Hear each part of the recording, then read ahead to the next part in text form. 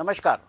सत्ता और सियासत के इस एपिसोड में आज हम बात करेंगे सरकार की नीति और निर्णय की, पक्ष और विपक्ष की सियासत में समझेंगे ग्वालियर चंबल संभाग की राजनीति को। यह जानने की कोशिश भी करेंगे कि इस बार अंबेडकर जयंती का राज्य स्तरीय कार्यक्रम भिंड में रखने की सियासी गणित क्या है। कांग्रेस नेता अजय सिंह इस इलाके में क्या कर रहे हैं, प्रशासन का हाल भी बताएंगे, प्रशासन की सियासत भी समझेंगे, किस्सा गोई भी होगी कुछ पुराने किस्सों के साथ। तो आइए शुरू करते हैं सत्ता और सियासत का यह एपिसोड। नमस्कार, मैं हूं दिनेश गुप्ता और आप देख रहे हैं अनादि टीवी। आज सबसे पहले बात होगी सियासत की। इन दिनों सियासत का बड़ा केंद्र ग्वालियर और चंबल संभाग बना हुआ है। इस संभाग में भाजपा के कई कद्दावर चेहरे हैं। ज्योतिरादित्य सिंधिया केंद्रीय मंत्री हैं और नरेंद्र सिंह तोमर विधानसभा अध्यक्ष हैं। दोनों का ही निर्वाचन क्षेत्र ग्वालियर जिले की सीमा के बाहर है। सिंधिया गुना, शिवप्रिया अशोकनगर की संसदीय सीट से सांसद हैं और नरेंद्र सिंह तोमर मुरैना जिले की दिमनी विधानसभा सीट से विधायक हैं। लेकिन इन दोनों ही नेताओं का टकराव अक्सर ग्वालियर की सियासत में देखने को मिलता है। ग्वालियर के सांसद भारत सिंह कुशवाहा हैं जो कि विधानसभा अध्यक्ष तोमर के समर्थक हैं। ग्वालियर की सियासत में एक वजनदार नाम जयभान सिंह पवैया का है। मुख्यमंत्री डॉक्टर मोहन यादव ने पवैया को हाल ही में वित्त आयोग का अध्यक्ष नियुक्त किया है। पवैया को मंत्री के दर्जे के साथ मंत्रालय में बैठने के लिए कमरा भी दिया गया है। पवैया वित्त आयोग के अध्यक्ष का पदभार ग्रहण करने के बाद जब वापस ग्वालियर पहुंचे तो नरेंद्र सिंह तोमर के पुत्र देवेंद्र प्रताप सिंह तोमर रामू ने उनका रेलवे स्टेशन पर पहुंचकर स्वागत किया। संदेश साफ है, ग्वालियर की राजनीति में नरेंद्र सिंह तोमर पवैया को अपने साथ रखना चाहते हैं। दूसरी ओर पवैया ने पदभार ग्रहण करने के बाद दिल्ली का चक्कर लगाया, ज्योतिरादित्य सिंधिया से मिलने भी गए। सिंधिया ने खुले दिल से उनका स्वागत भी किया। ग्वालियर में अलग अलग शक्ति केंद्रों में बटी भारतीय जनता पार्टी के चेहरे यदि एक मंच पर दिखाई दें तो भी चर्चा होती है। 6 अप्रैल को भारतीय जनता पार्टी का स्थापना दिवस होता है। इस बार स्थापना दिवस कुछ खास था। 17 जिलों में एक साथ भाजपा के जिला कार्यालय भवन बनाने के लिए भूमि पूजन किया गया था। ग्वालियर भी इसमें शामिल था। मुख्यमंत्री डॉक्टर मोहन यादव और पार्टी अध्यक्ष हेमंत खंडेलवाल भोपाल से वर्चुअल जुड़े थे। ग्वालियर में ज्योतिरादित्य सिंधिया, नरेंद्र सिंह तोमर और जयभान सिंह पवैया तीनों एक साथ मंच पर बैठे थे। लेकिन सबसे ज़्यादा चर्चा ग्वालियर की एलिवेटेड रोड की हुई। यह वही रोड है जिस पर दौड़ते हुए ज्योतिरादित्य सिंधिया का वीडियो वायरल हुआ था। अब सवाल यह है कि अंबेडकर जन्म जयंती का कार्यक्रम भिंड में क्यों होने जा रहा है। 14 अप्रैल को संविधान निर्माता भीमराव अंबेडकर का जन्मदिन है और हर साल इनके जन्मदिन पर आयोजन का जो मुख्य समारोह है वो इंदौर जिले के महू में होता आया है। सालों से ये समारोह होता आ रहा है। लाखों अनुयायी इस दिन महू में इकट्ठे होते हैं और भीमराव अंबेडकर को याद करते हैं। महू डॉक्टर अंबेडकर का जन्म स्थान है। जन्म स्थान को छोड़कर इस बार मुख्य समारोह भिंड में होगा। खुद मुख्यमंत्री डॉक्टर मोहन यादव ने मंत्रियों को इसकी जानकारी कैबिनेट की बैठक में दी। अंबेडकर जयंती के कार्यक्रम 8 अप्रैल से शुरू हो गए हैं और यह 14 अप्रैल तक चलना है। इस बार मुख्य समारोह भिंड में रखने की वजह सियासी है। भिंड लोकसभा की सीट अनुसूचित जाति वर्ग के लिए आरक्षित है। ग्वालियर चंबल संभाग की 4 सीटों में यह इकलौती सीट है जो कि अनुसूचित जाति वर्ग के लिए आरक्षित है। इस सीट की सांसद सुमन राय हैं। वर्ष 2011 की जनगणना के समय इस जिले में अनुसूचित जाति की आबादी लगभग 4.25 लाख थी। अब यह बढ़कर 6.5 लाख हो गई है। वैसे भी ग्वालियर चंबल संभाग में विधानसभा की ज़्यादा सीटें वही जीतता है जो अनुसूचित जाति वर्ग के लिए आरक्षित सीटों पर बढ़त बना लेता है। ग्वालियर एवं चंबल संभाग में विधानसभा की कुल 34 सीटें हैं। इनमें 7 सीटें अनुसूचित जाति के लिए आरक्षित हैं। भिंड, जहां अंबेडकर जयंती पर राज्य स्तरीय कार्यक्रम होना है, वहां सिर्फ एक गोहद विधानसभा की सीट आरक्षित है। पड़ोसी जिला मुरैना में एक सीट अंबा की है। ग्वालियर जिले में डबरा, दतिया जिले में भांडेर, शिवपुरी जिले में करेरा, गुना जिले में गुना और अशोकनगर जिले में अशोकनगर विधानसभा की सीट आरक्षित है। भाजपा का ध्यान आरक्षित सीटों से ज़्यादा सामान्य वर्ग की सीटों पर है। आरक्षित वर्ग के वोटर इन सीटों पर ज़्यादा प्रभाव डालते हैं। बहुजन समाजवादी पार्टी का वोटर सामान्य सीट पर बढ़त हासिल इसलिए करता है और कांग्रेस को नुकसान पहुंचाता है क्योंकि उसकी स्थिति सामान्य सीटों पर मजबूत होती है। 2023 के विधानसभा चुनाव में बसपा प्रदेश में कोई भी सीट नहीं जीत पाई थी। उसका वोट प्रतिशत भी घट गया था। ग्वालियर एवं चंबल संभाग में विधानसभा की 2 सीटें ही दिमनी और सुमावली ऐसी थी जहां बसपा दूसरे नंबर पर रही थी। दिमनी से नरेंद्र सिंह तोमर ने चुनाव जीता। सुमावली से ऐदल सिंह कंसाना चुनाव जीते। वे कृषि मंत्री हैं। लेकिन दोनों संभागों की दर्जन भर सीटें ऐसी हैं जहां बसपा को मिलने वाले वोट कांग्रेस को पराजित करने के लिए काफ़ी होते हैं। 2018 के विधानसभा चुनाव से ठीक पहले हुए जातिगत संघर्ष के कारण कांग्रेस को खासा लाभ सीटों के लिहाज से हुआ था। राज्य में 15 साल बाद कांग्रेस की सरकार इसी इलाके में मिली बढ़त के कारण बनी थी। चुनाव से पहले अनुसूचित जाति वर्ग के जिस मुद्दे को लेकर भाजपा से नाराज है अनुसूचित जाति वर्ग, वह मामला एट्रोसिटी एक्ट का मामला था। 2018 में इस मामले ने पूरे संभाग की राजनीति को बदलकर रख दिया था। अब बात हाईकोर्ट में अंबेडकर की मूर्ति के मुद्दे की भी हम करेंगे। भिंड में अंबेडकर जयंती पर राज्य स्तरीय कार्यक्रम आयोजित करने के पीछे एक कारण हाईकोर्ट के मूर्ति विवाद से भी जुड़ा हुआ है। बड़ा चर्चित मूर्ति विवाद है। विवाद की जड़ हाईकोर्ट परिसर में डॉक्टर अंबेडकर की मूर्ति स्थापना से जुड़ी हुई है, जो लंबे समय से सामान्य और अनुसूचित जाति वर्ग के बीच तनाव और टकराव का कारण बनी हुई है। सामान्य वर्ग के चेहरे के तौर पर ग्वालियर बार एसोसिएशन के पूर्व अध्यक्ष और जाने माने वकील अनिल मिश्रा हैं। मिश्रा का एक वीडियो सोशल मीडिया पर खूब वायरल हुआ। इसमें उन्होंने डॉक्टर अंबेडकर को लेकर कथित रूप से आपत्तिजनक, अपमानजनक भाषा का प्रयोग किया था। पुलिस ने इस मामले में प्राथमिकी दर्ज की, एफआईआर दर्ज की थी। इसके अनुसार मिश्रा ने अपने वीडियो में डॉक्टर अंबेडकर को अंग्रेजों का गुलाम, एजेंट और झूठा कहा। यह वीडियो जैसे ही वायरल हुआ, दलित संगठनों और युवा अधिवक्ताओं में भारी रोष फैल गया।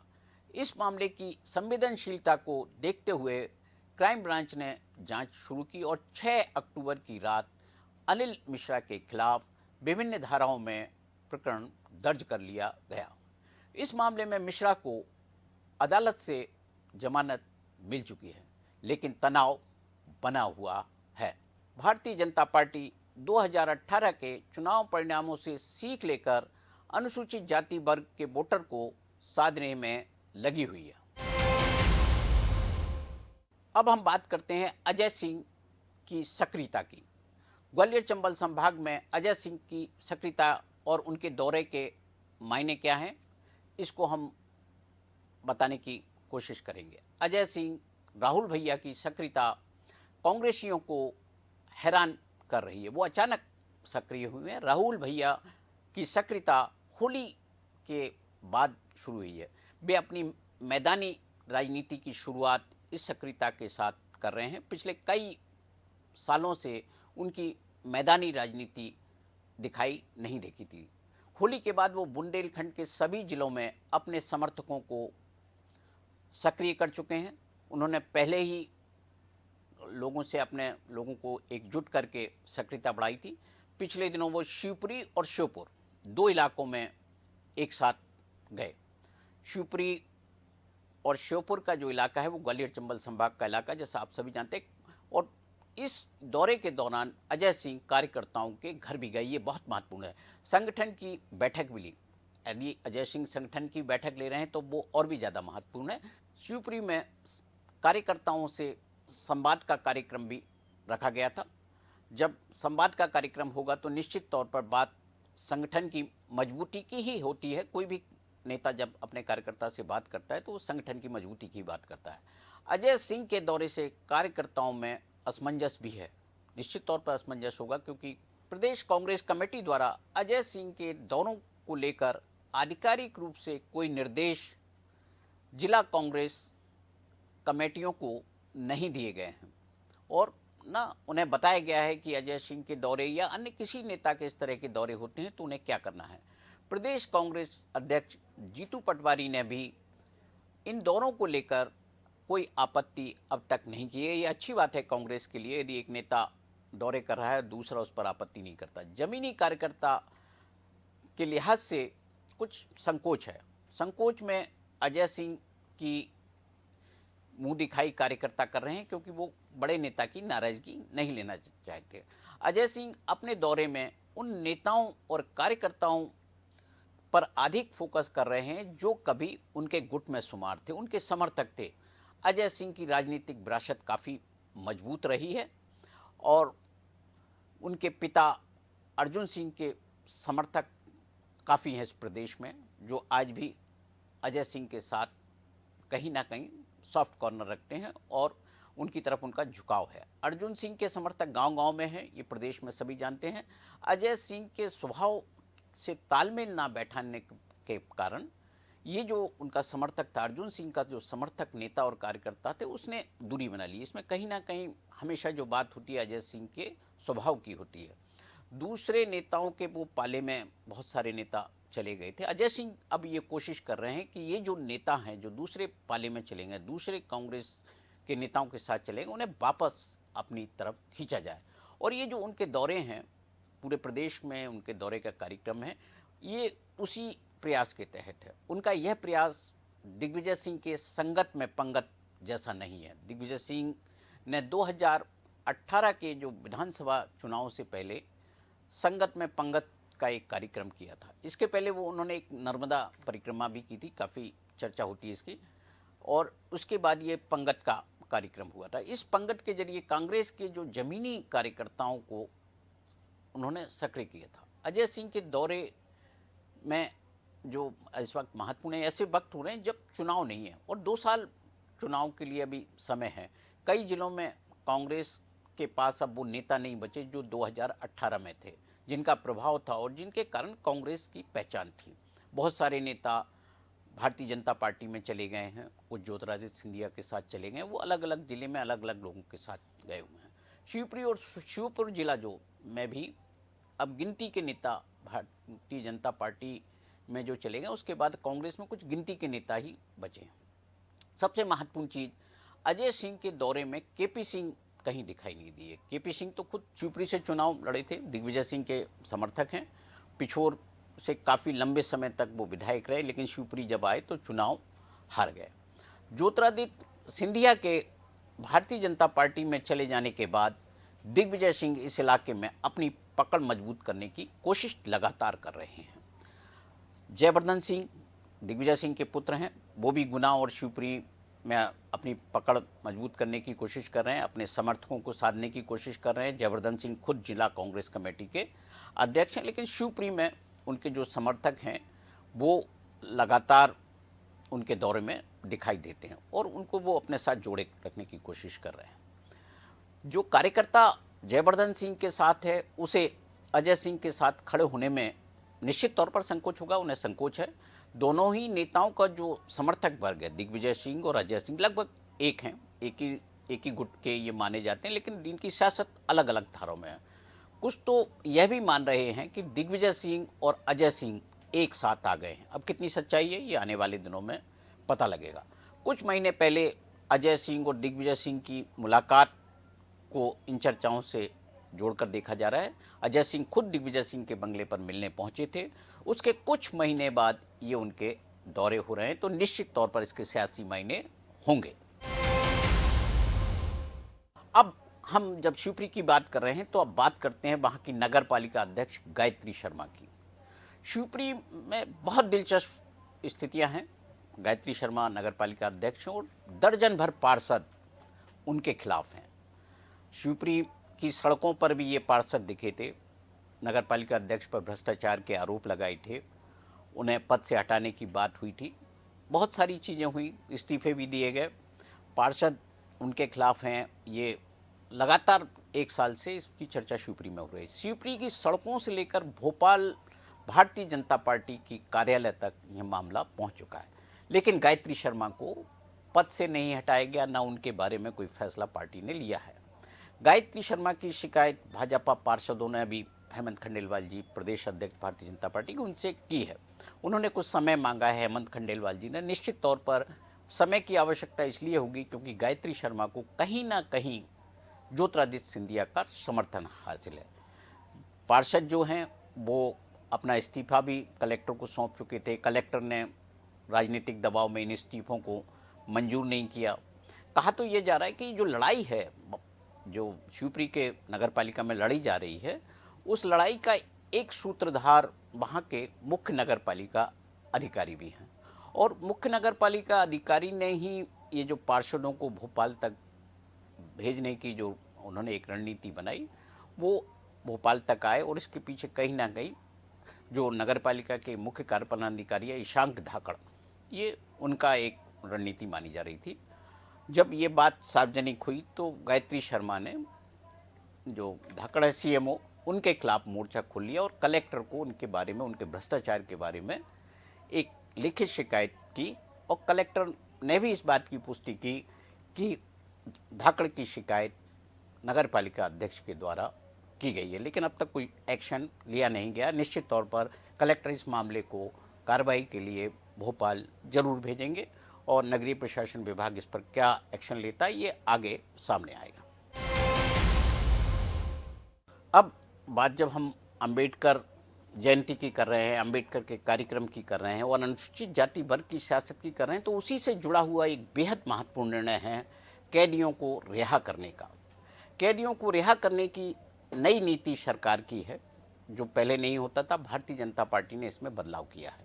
दशकों से एक परंपरा चली आ रही है, जेल में बंद अपराधियों को, जिनको खास तौर पर जो लंबी सज़ा जिनको हुई है, आजीवन कारावास हुई है, उनका अच्छा आचरण देखते हुए जेल से रिहा करने की एक परंपरा है और उन्हें जो सज़ा है उसमें छूट देने का, पुरस्कार देने की, जो छूट का पुरस्कार देने की सरकार कोशिश करती रही है।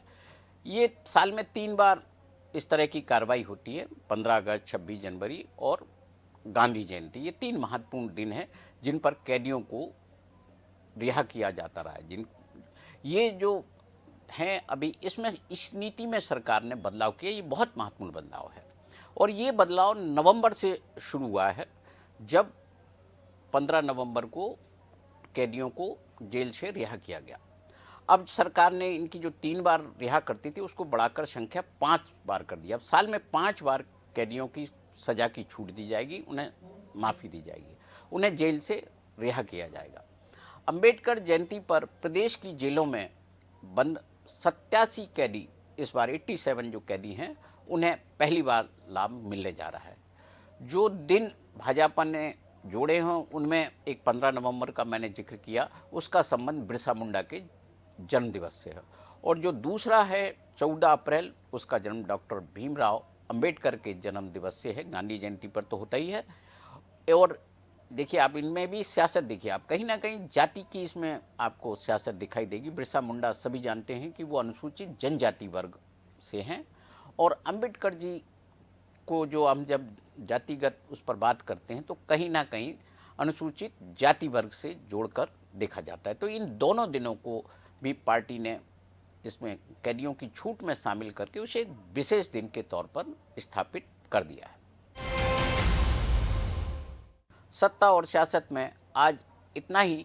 देश और दुनिया की खबरें देखने के लिए बने रहें अनादि टीवी के साथ नमस्कार।